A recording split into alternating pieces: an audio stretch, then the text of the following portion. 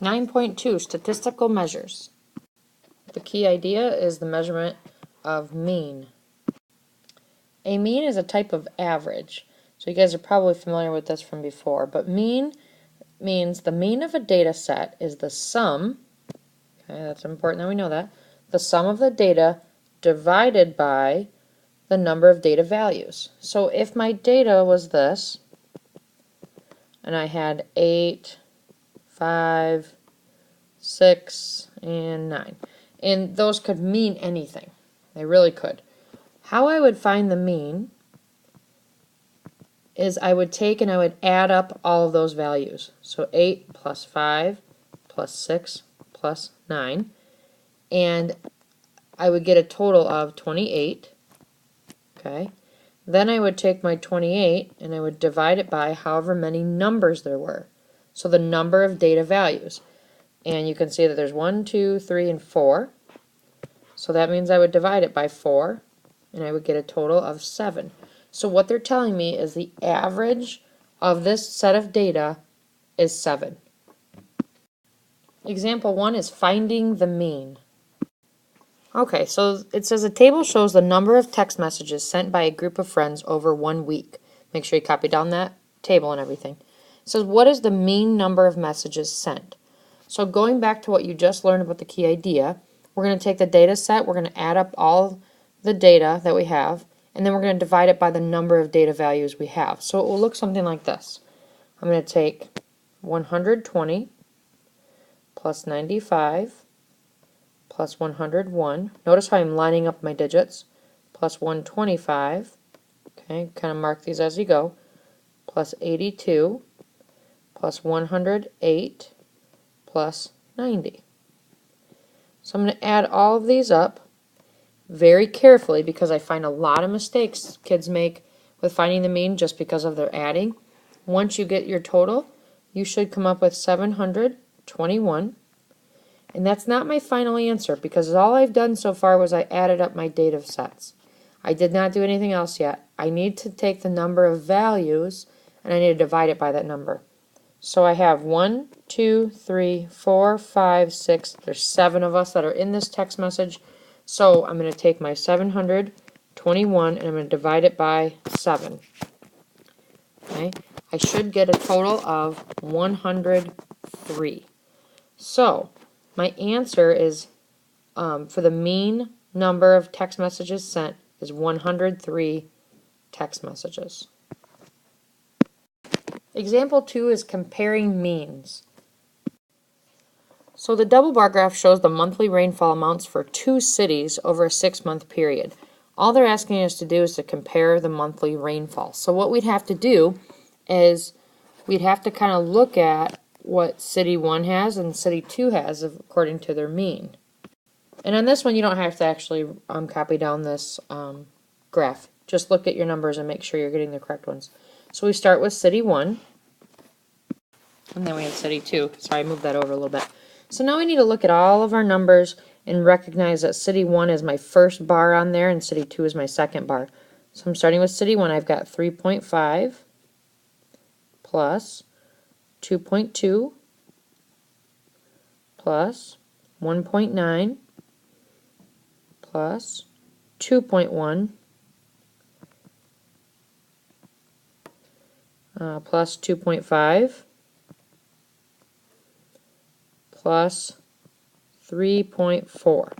Now you're going to have to do some side math and remember that when you're adding decimals like this, you line them completely up according to the decimal place. Okay? And then city 2 will look like this. And then you add them all up, and on my city 1, I'm going to come up with 15.6. And for city 2, I come up with 12.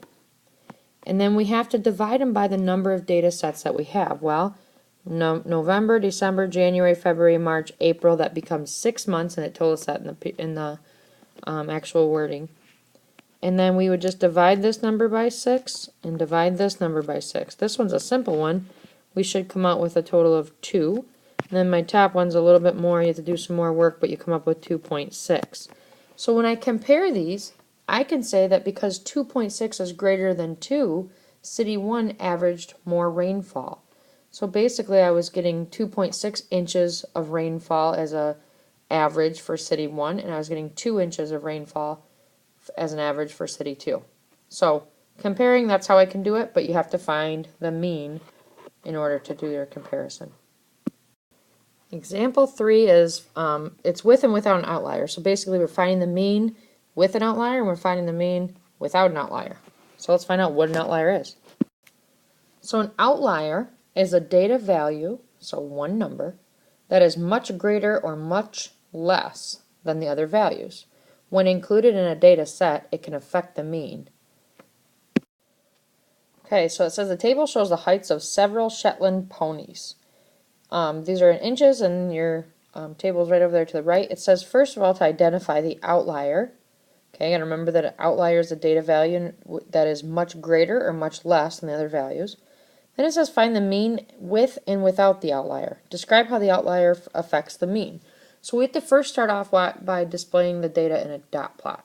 So we have to see what is our biggest number, what is our smallest number. It looks like the smallest number we have on here is 28, and then our largest number is 42. So we're going to make a graph that goes from 28 to 42 inches. So now I'm going to put my dots on there according to what I have, and same as before from last section. Start with my 40, 38,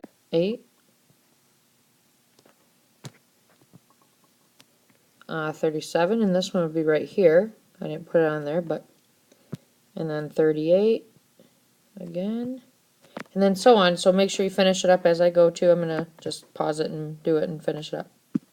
Okay, so your data plot or your dot plot should look like this, and we have to identify that outlier. So obviously our outlier happens to be 28. Okay, so we're going to find the mean with the outlier, and then we're going to find the mean without the outlier, then we're going to make a comparison. So basically we're going to add up all these numbers, but we're going to, when we do it with, and then when we do it without, we're not going to put in 28. So you're going to put them all like this. Notice how I put the 28 in purple, and then without will look like this. And then I'm going to go on another page here to do the adding up. So basically for my one with, I've got the 28 in there, and my one without, I don't have it. So adding those up with would look like this. Okay, so with would be 379, without would be 351, and then you have to be careful with this one because my number with, I had 10 data sets. Because I took out the outlier on my one without, I only have 9 that I'm dividing it by. So for my mean with my outlier, I get a total of 37.9. Remember, you can just easily move the decimal over.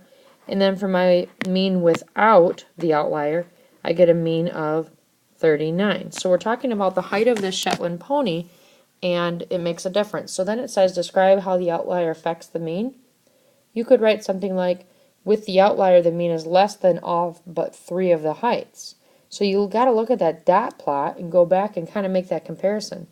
Without the outlier, the mean better represents the heights. So this is better saying, it's telling us, yeah, it makes a little bit more sense in the actual height of these ponies because that 28, it was really kind of out there. It didn't seem like it could be added into our average because it was, a smaller pony for whatever reason. So kind of looking at your data, you can say, okay, 37.9, there's only, a couple that are near there, but our peak is at 40, so we have to recognize that if our peak's at 40, our data should be closer to the 40, and it's not when you have the outlier.